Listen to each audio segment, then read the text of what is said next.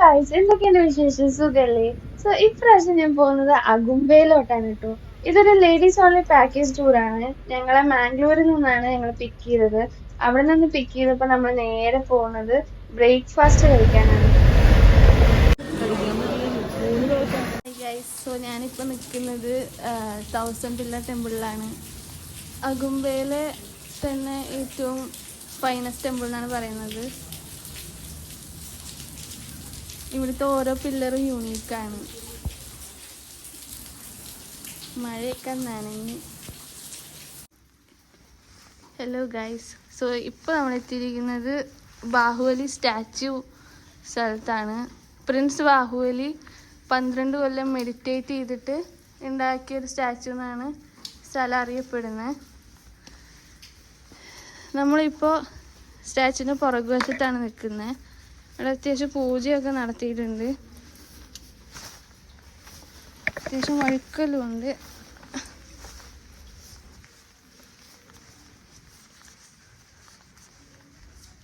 അത്യാവശ്യം ഉയരമുള്ള സ്റ്റാച്യു ആണ്.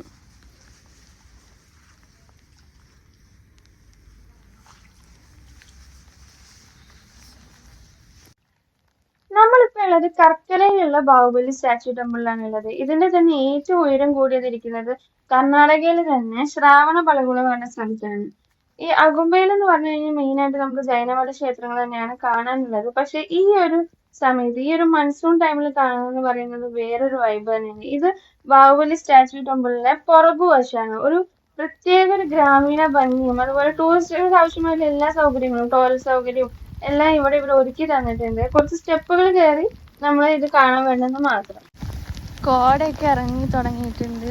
ചെറുതായിട്ട് മഴ പെയ്യുന്നുണ്ട്. സൈഡും ഒക്കെ കാണാൻ പറ്റും. ഇപ്പോൾ ഞാൻ പോകുന്നത് നമ്മുടെ ഇവിടെ ഒരു ടോയ്ലറ്റ് സൗകര്യമൊക്കെ ഉണ്ട്. ഇതിൻ്റെ ഉള്ളിലാണ് സ്റ്റാച്യു ഇരിക്കുന്നത്. ഈ ഹില്ലിൻ്റെ പേര് വിന്ധ്യാഗിരി ഹിൽ, അങ്ങനെ എന്തൊരു ഹില്ലാണ്. ഈ ഹില്ലിൻ്റെ പുറത്താണ് ഈ സ്റ്റാച്യു വെച്ചിരിക്കുന്നത്.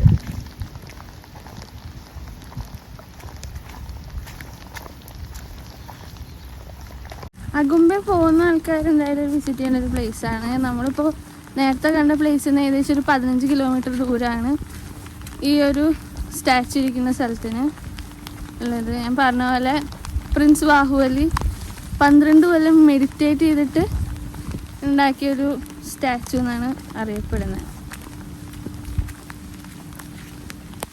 നമുക്ക് കാണാൻ പറ്റുമെന്ന് അറിയില്ല.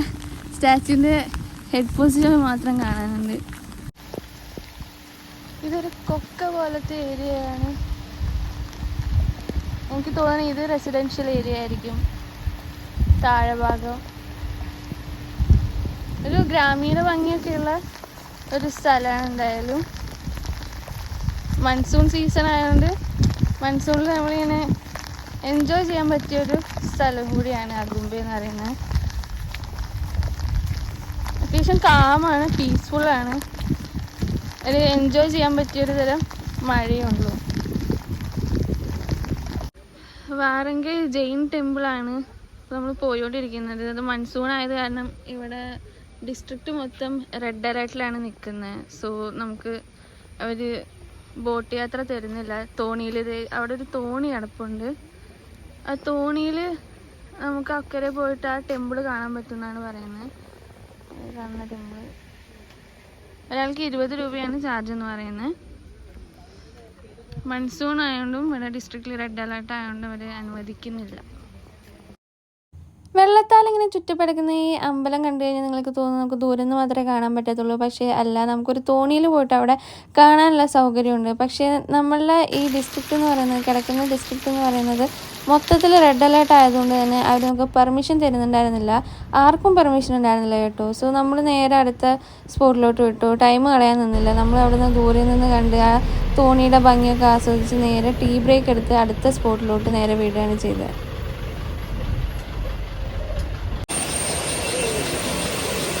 ഹലോ ഗൈസ്, ഇപ്പോൾ ഞങ്ങൾ നിൽക്കുന്നത് സിരിമാനി വാട്ടർഫാൾസിലാണ്. അവിടെ നമുക്ക് കുളിക്കാനുള്ള സൗകര്യമൊക്കെ ഉണ്ട്. ഡ്രസ്സൊക്കെ മാറി ഇവിടെ വാട്ടർഫാൾസിൽ ഇറങ്ങാനുള്ള സൗകര്യമുണ്ട്. ഇതാണ് നിങ്ങൾ കാണുന്ന വാട്ടർഫാൾസ്. ഇതിലാണ് ഇറങ്ങാൻ പോകുന്നത്.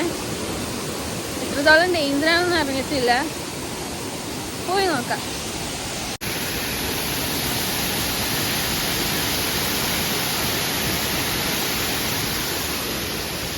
ഈ ഫോൾസിൽ വെള്ളം വരുന്നത് കാരണം ഇറങ്ങാൻ പറ്റത്തില്ല. റീസെന്റ് ആയിട്ടുള്ള ഇവന്റ്സ് ഒക്കെ കാരണം ഇറങ്ങാണ്ടിരിക്കുന്നത് നോക്കുന്നത്. ഇവിടെ നല്ലൊരു വൈബ് ഉണ്ട്, അത്യാവശ്യം നല്ല കാറ്റൊക്കെ കിട്ടുന്നുണ്ട്. ഈ മഴ പെയ്യുന്നതിന്റെ ഫീലൊക്കെ ഉണ്ട്.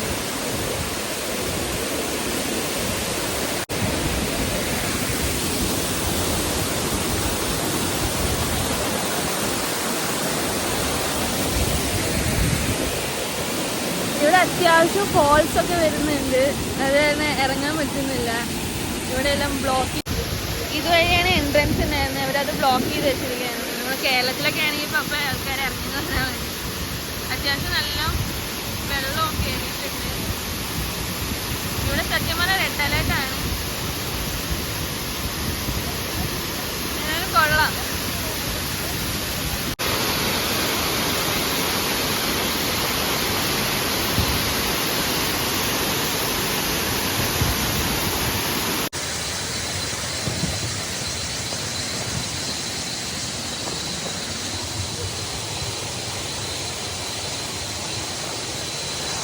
നമുക്കിത് മുകളിലോട്ടൊരു വഴിയുണ്ട്.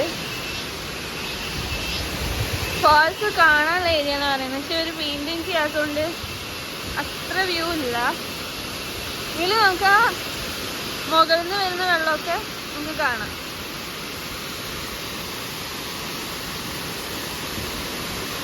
നമുക്ക് ഡ്രസ്സ് ചേഞ്ച് ചെയ്യാനുള്ള ഏരിയ.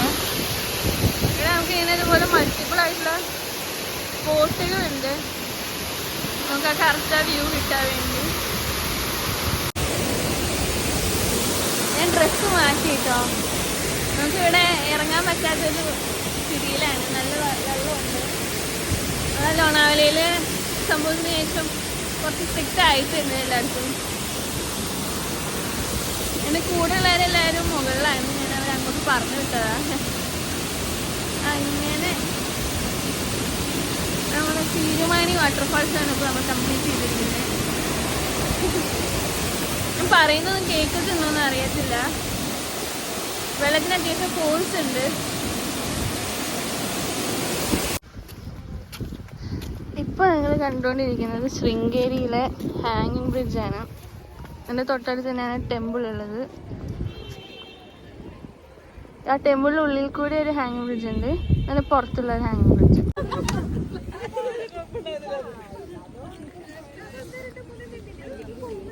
ഇവിടെ മഴയൊന്നും പെയ്യുന്നില്ല, എങ്കിലും കുറേശ്ശെ ഒരു സുഖത്തിനുള്ളൊരു ചാറ്റൽ മഴയൊക്കെ പെയ്യുന്നുണ്ട്.